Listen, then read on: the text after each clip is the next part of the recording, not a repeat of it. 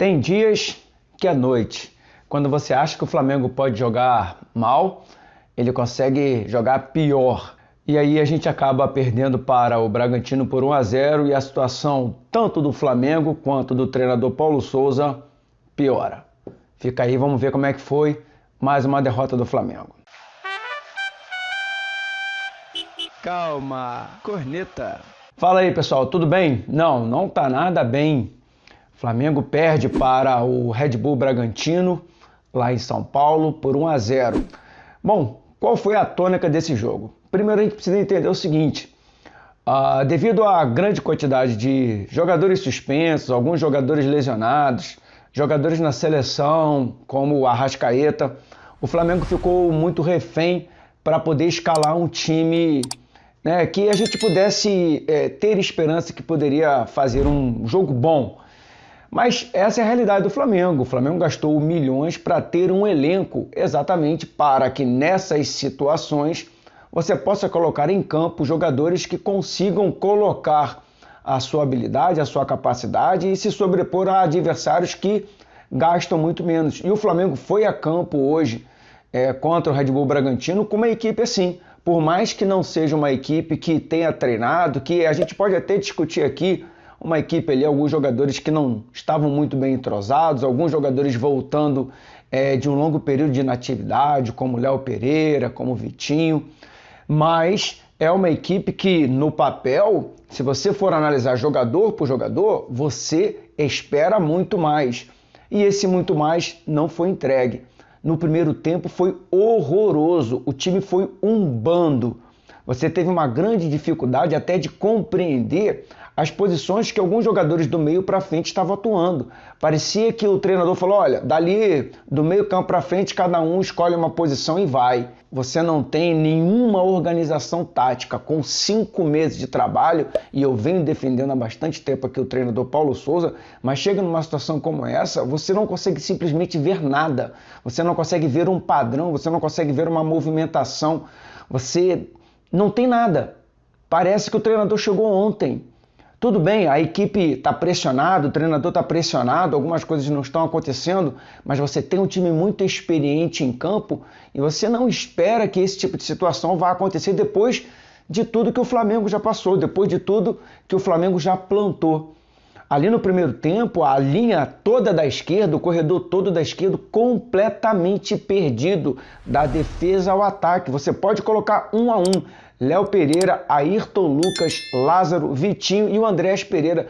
Todo o corredor esquerdo completamente nulo. É incrível como o Flamengo tem uma situação que os volantes, ali hoje, né, o Andrés Pereira e o Thiago Maia, eles avançam para dar o combate naquela linha da frente, mas a linha de zaga não acompanha. Aí o que acontece? Fica um buraco nas costas sempre dos nossos volantes, principalmente atrás do Andrés Pereira, que a gente sabe que não é bom na marcação.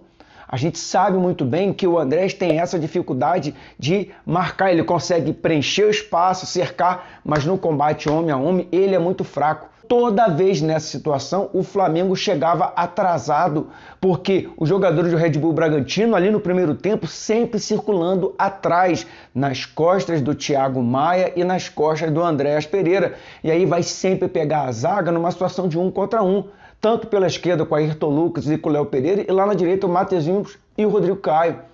E o treinador não consegue corrigir isso. Ele não consegue posicionar, ele não consegue aproximar as linhas. O Flamengo joga muito espaçado, o Flamengo dá muito campo. E aí quando você vai marcar, você vai sempre chegar atrasado na marcação. E foi o que aconteceu no primeiro tempo. Independente do gol, que foi ridículo. Mas o Flamengo sempre chegando atrasado na marcação. E na hora de fazer a transição ofensiva é de uma lentidão absurda. Porque, mais uma vez, as linhas estão espaçadas. Então a bola chega num Vitinho que já é lento por si só, que já circula, roda, roda. Um Everton Ribeiro que roda, roda. E ele vai olhar para frente e você vai ter de um lado o Lázaro, do outro lado o Gabigol. E aí ele quer tocar para trás, mas o André está lá atrás. O Thiago Maia está lá atrás, a linha de zaga está lá atrás. Então o time não consegue sair em bloco. E aí o que você tem que fazer? Você tem que quebrar toda a transição, esperar o time chegar para você poder fazer alguma coisa. Mas aí, meu amigo, a defesa adversária já montou, já era. toda a surpresa, todo o campo, todo o tempo, todo o espaço que você poderia construir numa saída de contra-ataque, você joga fora. E isso aconteceu em vários jogos. No último jogo contra o Fortaleza foi a mesma coisa e a gente não vê melhora. Voltamos para o segundo tempo, um pouco melhor. Eu havia falado até aqui no Instagram, na nossa página lá do Instagram, que a gente precisava do nosso lado direito, que tinha que entrar no jogo o Everton Ribeiro, que é apagado, que é a síndrome desse time, um capitão apagado, um time apagado. E o Everton Ribeiro entrou um pouquinho no jogo, o jogo já equilibrou. Ele e o Andréas Pereira ali, o jogo já equilibrou. Só que aí o Red Bull Bragantino começou a equiparar ali de novo, a baixar as linhas e a gente começou a não conseguir mais construir nada. A verdade é que mesmo com as alterações que o treinador Paulo Souza colocou em campo, depois do Red Bull ter tido ali um jogador expulso, não surtiu efeito. Você tinha um bando.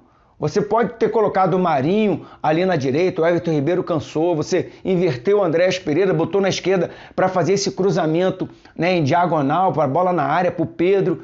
Mas só fica nisso, você não consegue construir nada, porque o Red Bull bota uma linha de 6, uma linha de 4, uma linha de 3 e acabou, você não entra, e aí nem chuveirinho dá certo. No finalzinho ali, uma bola com o Arão que o goleiro pegou. É um time completamente perdido, é um time que quando você está numa situação de ter tomado gol, não tem poder de reação, não tem uma jogada ensaiada, tudo dá errado. Não chuta de fora, não chuta de dentro, não cria, não marca. É incrível. Um bando. Estou sinceramente assustado como esse time conseguiu cair e chegar nesse ponto. É culpa do treinador Paulo Souza? Boa parte sim. Perdeu o vestiário com as suas decisões extremamente controversas.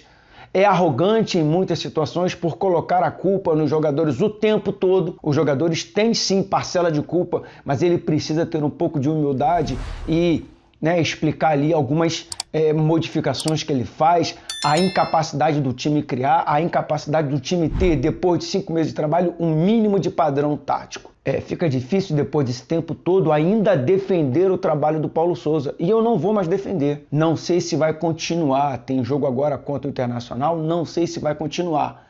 Mas as perspectivas futuras não são boas. Eu acho que o treinador Paulo Souza já deu tudo o que ele tinha que dar e foi pouco.